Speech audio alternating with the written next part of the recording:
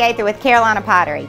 Hopefully you've watched our video on how to do the top of your Christmas tree, or else you may be wondering, oh my goodness, that tree's gonna fall over. Well, today I'm gonna teach you how to decorate the rest of your tree. We're gonna fill this tree out so that it's all proportionately correct. So make sure you look back to see how to do the top of your tree.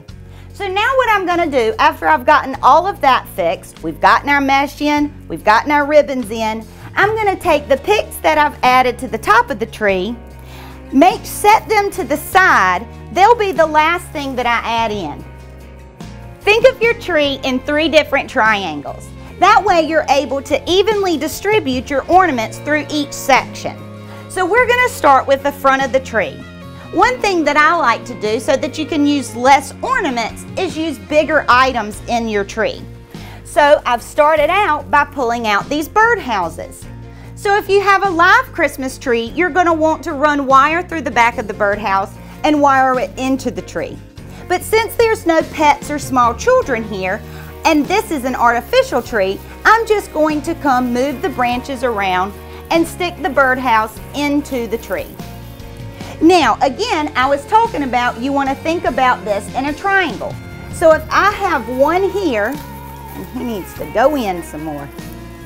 If I have one here, then I'm going to want to do 1, 2, 3, making sure that none of them are lined up evenly with each other.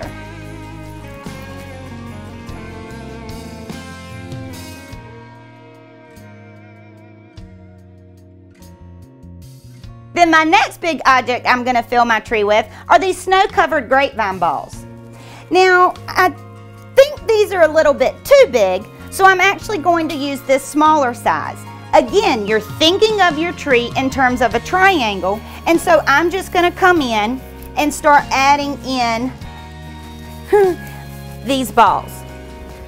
I like to go ahead and take each ornament that I'm putting on the tree and doing all of my triangle. You might prefer to do the 3 birdhouses on this one, go to the next triangle and do those 3 birdhouses, and then the next one. It's totally up to you.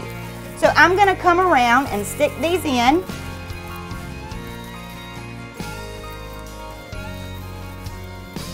I might move him in a little while, but right now that's where I want him.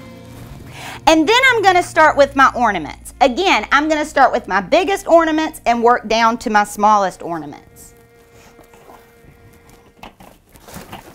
So we have these gigantic gold ornaments.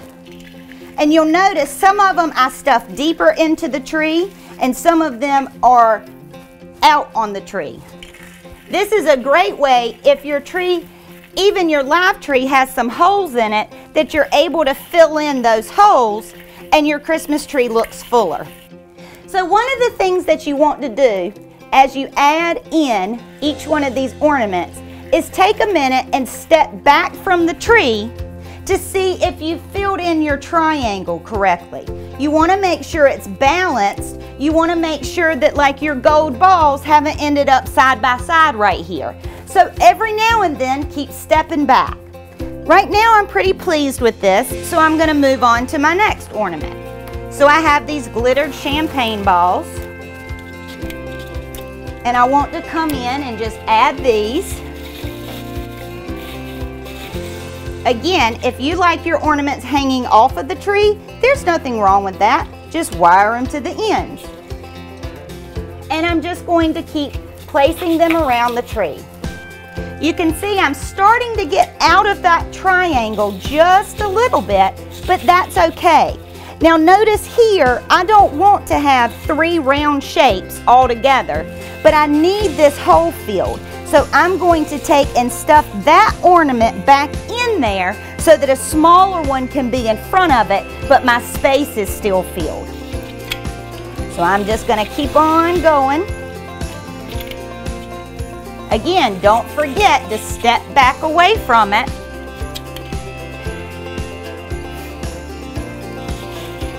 And this is the part that the children love to do, as many ornaments that they can put on the tree. Again, remember at Carolina Pottery, the less tree you see, the better. So now I'm ready for my smallest of my ornaments. These are a little bit heavier, so I actually am, instead of just stuffing them, I am going to put them on the branch, but I don't like how it just hangs like that. It doesn't match the way that I've done the other ones. So I'm going to lift up the string and just wire with the branch around it. Therefore, it stays in place but won't fall off of the tree. So I'm just going to keep adding these onto the tree, again staying in my triangle shape. Now, where I came before and I stuffed that ornament way in the back, it still gives me the glimmer, but I want to come and add a smaller ornament in front of it because it still has that negative space that I don't like to see on a tree. And I think I'm going to actually let this one hang a little bit. And then we're just going to continue to add those balls around. Alright, so now that I've added all of the ornaments on the tree that I want, I'm going to go back from the top and I'm going to add the picks all throughout the tree. So again, I'm going to start with just one kind and start working that all the way down the tree. So you'll notice that I like to bend my pick a little bit. That way it doesn't stick straight off of my tree. So I'm going to bend it to come down and follow the same shape of the tree. And again, I'm still working in a triangle, moving down the tree. And as far, these can stick out as much or as little as you would like. And I'm just going to keep working the picks down through the tree.